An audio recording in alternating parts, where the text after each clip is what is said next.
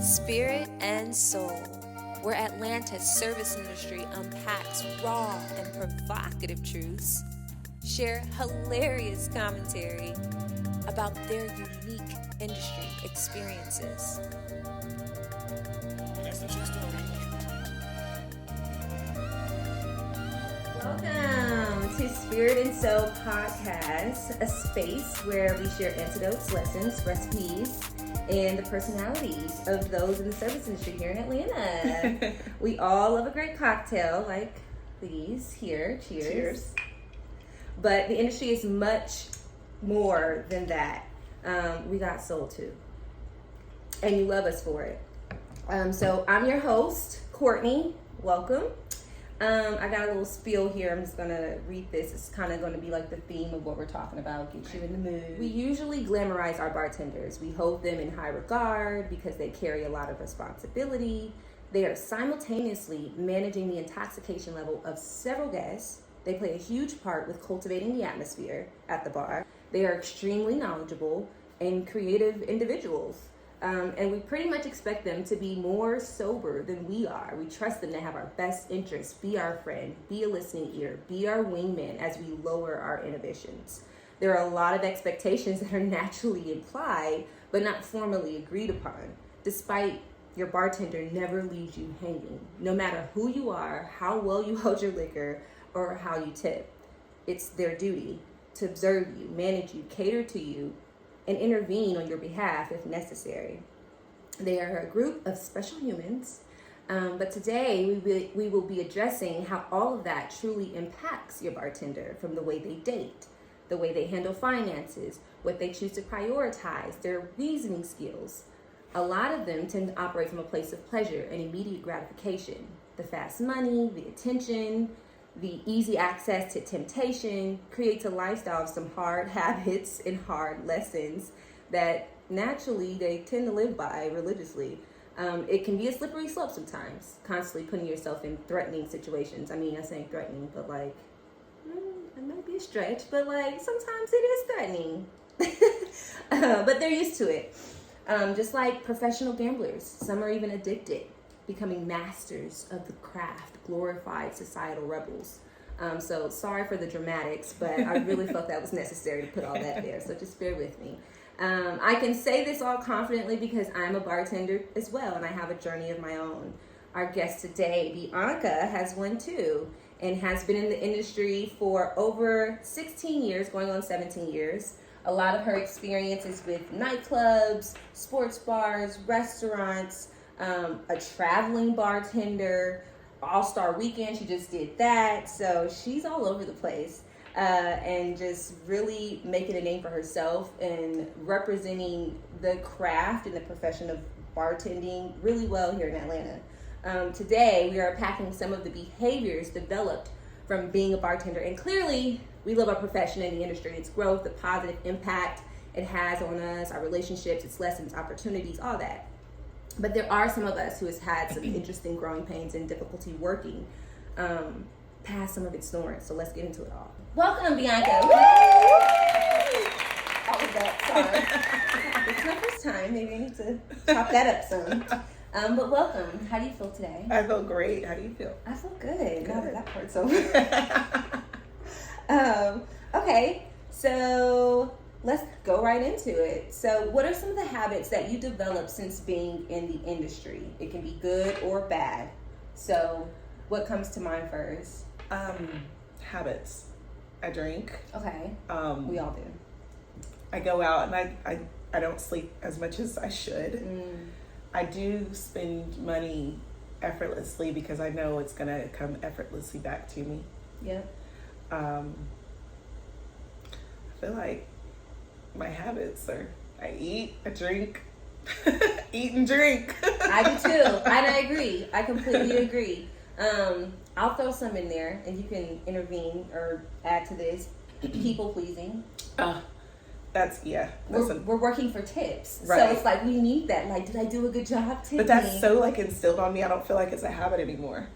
I feel like it's a just, life. It's a lifestyle. Right, it's a lifestyle. that I agree. I agree with the drinking, blowing money, like I'd say not planning ahead, because I don't feel like I have to as much, because a lot of times you plan it. Well, now I do more. Now I'm an adult. Right. We're older now. We're older now. So yeah, but there was a period where it was just like, why plan ahead? I got the money for it. Boom. Here Right. you go, And whatever. if I spend it, I could just pick up a shift. Yep. That's exactly. fine. Exactly. Operating from that, I agree.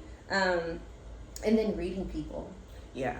Like learning how to read people. Mm-hmm. Especially like those first date situations, you just be like, I completely agree. Oh, I have. What are some of the habits, some vocabulary phrases that you use every day? Do you feel like you've accumulated a special vocabulary outside of swearing or swearing? Well, yeah.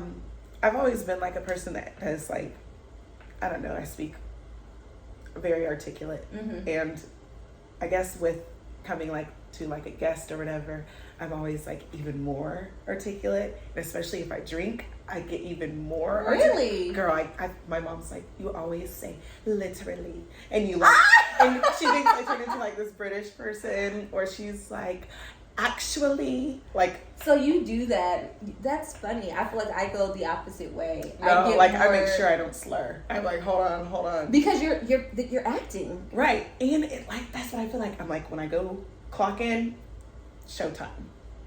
No one can tell if I'm mad, upset. And they shouldn't like, be able to. Exactly. They can't. So I just go in there and I'm like, clocked in. Hi. Yep. I'm Bianca. I do the same thing. And then I go to the bar, I'm like, I need a shot. Right? And then it's like you're a robot. You just, and it's like, I felt like sometimes I didn't know how to turn that off. I can leave the bar setting and still be like, I'm fine. Right. I'm fine. Everything's fine. I'm fine. Everything's fine. Everybody stay calm. I can take a shot. It's still functioning. Right. No. I completely agree with that. And I say for me, it was opposite. It was like, naturally, I feel like I'm articulate. But then when I started drinking, I'm not articulate, but I'm even more down to earth, even more slang. I will cut to the chase faster. Right. I'm like, I won't say anything about you not tipping me if I'm sober, but if I'm a little intoxicated, I might say, are you serious? Like, right. I might say something. Right. Whereas if I was sober, I wouldn't say anything at all. I just take it. Right. That little alcohol, like, courage, Exactly. you just be like, now I know you ain't just gonna leave me $1. Exactly. Like, you feel... You and I both know I did better than that. Huh? Exactly. So earlier, I asked Bianca, you know, the different places that she's bartended at, and we list that and we talked about that already. But she also mentioned that when being a traveling bartender, that one time her plane got stuck. Where did it get stuck? We were in St. Martin, and the flight kept getting delayed and delayed and delayed. So then finally, at one point in time, they're like, the plane's having mechanical issues. We're gonna have to make you guys stay overnight, and we're gonna put you in a hotel, in a resort, whatever. And there's 150 people on the plane, so everybody was pissed. I mean, I was kind of upset, but I was like, another night in paradise, okay, fine with me. I ain't gotta go to work tomorrow, and if so, I'm sure somebody will pick up my shift. So we went to another resort. They were like all like scrambling around because they weren't prepared for 150 people to come off a plane. So I seen the bartender and he was like flustered and stuff. So I was like, hey, you want some help? I bartend. He was like, you would really do that? And I was like, I really would. So I went behind there slaying drinks left and right. The rest of the plane, the other 149 passengers were so excited that I got back there and helped them. I got a bottle from them, went to the back, talked to them a little bit. They actually told me anytime I'm in St. Martin, I can stay there for free. So have you been back? Once. You have? Only once. And I just don't like doing I don't know. like taking stuff for free. I I'll work. But right, I'll work these shifts. And so we went back to my room and was drinking. So everybody on the plane, I'm all friends with them. Like a little VIP. VIP in my room, party of Biancas. I think that's crazy, but that goes back to the habits that we naturally develop. We're naturally a bartender. If we're in a setting and we see it's a crisis, we have to step in. You have to. Literally. Bartenders. Exactly. That's what you gotta call. I feel like I've been at parties, which is why I have the spirit and soul thing, because so many times I'm at an event and everybody's looking around clueless. It would be great if somebody could facilitate what we drinking. Right. Here's all the makings, go for it. And they're nervous. Like, hold on, I got it. Exactly. No worries. Here's my tip jar. Thank you. Okay. So wait, let me tell you another story. Okay. So October of 2021, so not too long ago, we were in Puerto Rico for my aunt's birthday. I wanted to stay a few extra days, so I stayed a few extra days. I go into this bar, and I'm sitting at the bar. I order my Jameson Miller Lite chaser, you know, and he was like, you look like you bartend. I was like, I do, actually. And he was like, you want to bartend tonight? And I was like, what do you mean? I was like, I've been drinking like 7 shots so far. He was like, it's fine, I've been drinking too. I was like, well, what time do you want to come in? And it was already like 2:30 at that time. He was like, 5:30. I was like, well, what do you mean? Like, for what? Like, hold on, give me some more insight to this. Yeah. He was like, Puerto Rico's playing a soccer game or a basketball game today, and I got tickets. I was like, well, is it going to be okay with the owner if I do that? He was like, I'm the owner. And it was a real cool guy from Philly and stuff. So I was like, oh, okay. So the bar is 101 East. His name is Jimmy. Go see him. Puerto Rico. It's in Catalina. Okay. So so pretty. Anyway, so walked into this bar, got a job, worked there for like 3 days, 3 shifts and stuff. And then I was like, all right, I got to fly back. I got to go home for real because I got to work at the club this weekend. But yeah. Oh my I stayed gosh. and partied it up and drank and ate for free the whole time I was there. You know what's and made my money back.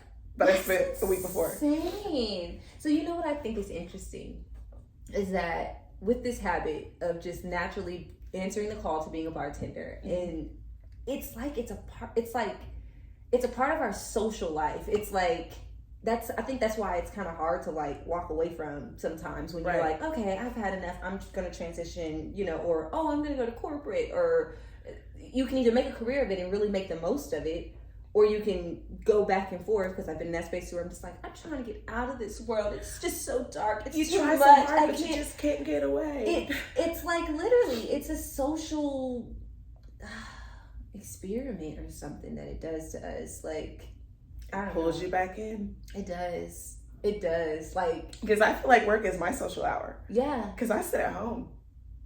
So you don't go out. You're like, I go to work. I mean, I'll go out every once in a while, but I don't go to clubs. Okay. Like, I just don't. I work in them.